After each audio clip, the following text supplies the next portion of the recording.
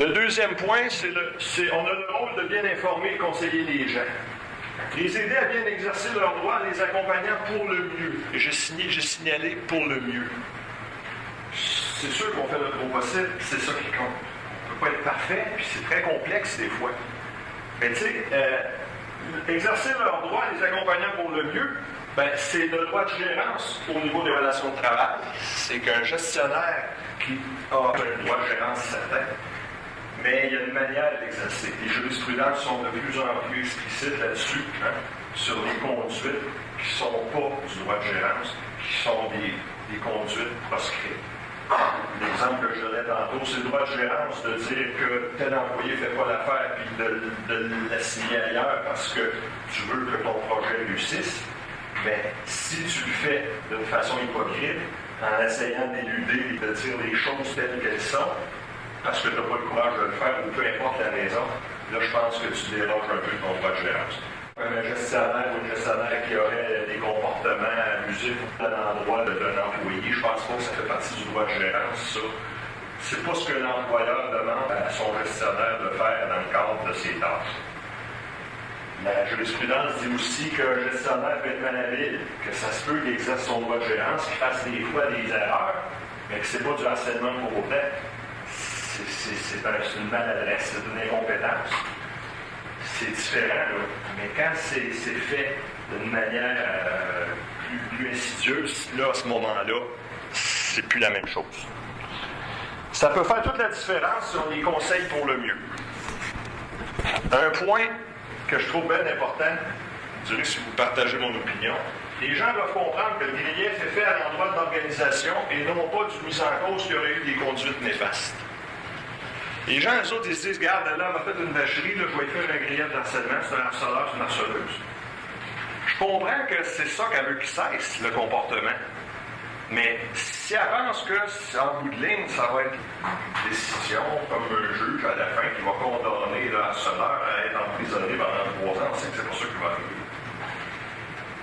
Alors, c'est peut-être important de bien acconseiller la personne au début, de dire, regarde, là, si ton employeur, ça c'est mon opinion, en tout cas c'est ce que j'ai essayé chez nous de faire, dire au syndicat, exemple, si l'employeur, on vous démontre qu'on fait des choses pour essayer de régler le problème, essayez donc de faire comprendre à la personne là, que pour le moment, là, c'est peut-être pas nécessaire d'aller plus loin parce qu'on est déjà en action. Je comprends que là, il y a des droits, puis j'ai toujours dit aux gens, regardez, jamais mon intention est de vous faire perdre vos droits. Mais j'ai vu plusieurs situations où, à partir du moment où tu te fais accuser formellement d'être un harceleur, après il y a du monde qui se braque et qui ne veulent plus collaborer. Puis j'ai 2 médiations qui ont foiré à cause de ça, à quelques jours de la date, parce que les employés ont finalement décidé de faire un grief. Puis dans ces cas-là, moi, en tout cas, je ne dis pas que c'est toujours prématuré, mais dans ces 2 cas-là que j'ai en tête, c'était prématuré de faire un grief. Ça a tout fait foirer. Puis ça a été une affaire, 2 cas pathétiques. Ça a mal fini. Puis je trouve ça triste parce qu'on n'a juste pas assez eu le temps. Donc, encore là, tant que l'employeur fait de quoi, moi je me dis, on a une obligation de moyens et pas nécessairement de résultats, à condition que les moyens soient concrets. Là, les jurisprudences aussi commencent à être plus claires. Il y en a eu une récemment où ça dit quand même que l'employeur prenne des moyens concrets, là.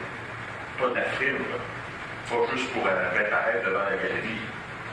Essayer de bonne foi de trouver une solution.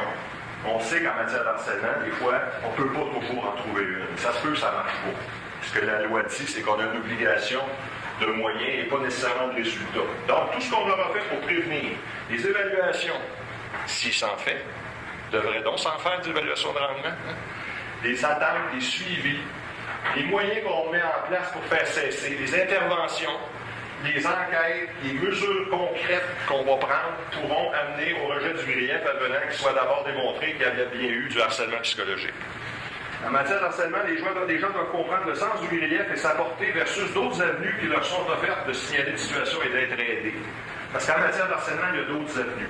Tout ça, je vous disais tout à l'heure, on parle juste d'harcèlement ici. On ne parle pas de toutes les conditions qui peuvent amener quelqu'un à faire un grief.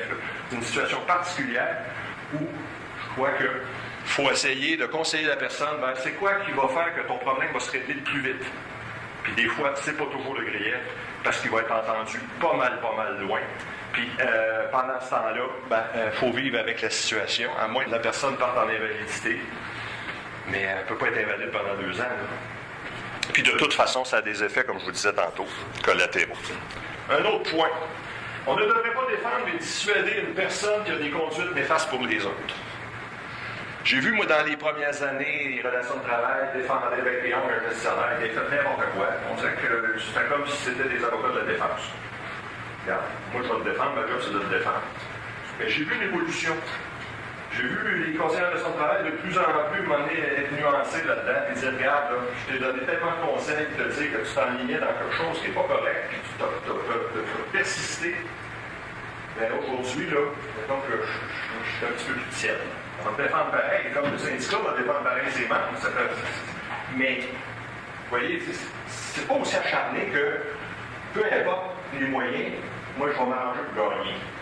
Donc, on ne devrait pas défendre mais dissuader une personne qui a des conduites néfastes pour les autres, mais on devrait aussi dissuader une personne qui, de toute évidence, fait fausse route dans ce qu'elle prétend à l'égard des autres.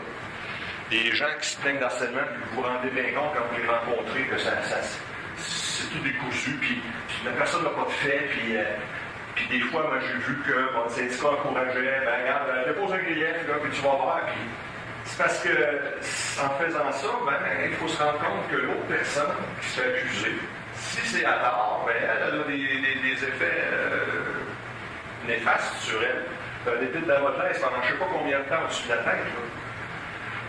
Je comprends qu'il y a des stratégies là-dedans, je vous respecte là-dedans, mais de dire, regarde, moi, je vais maintenir le grief parce que c'est comme une police d'assurance dans notre poche. S'il n'y en a pas d'harcèlement, il n'y en a pas. Puis si on pense que les moyens sont pris, donnons la chance au coureur, puis on en fera un autre grief si on se rend compte que c'est de la foutaise. Mais laisser perdurer, c'est parce que ça crée des malheurs chez les gens. Des procédures qui s'étirent. Que si on peut, je dis bien si on peut, on devrait essayer d'éviter ça. Tout comme il ne faut pas laisser s'étirer la souffrance d'une victime aux prises avec du harcèlement au travail, il ne faut pas le faire non plus pour la personne qu'on accuse à tort de harcèlement. Ça, c'est mon commentaire.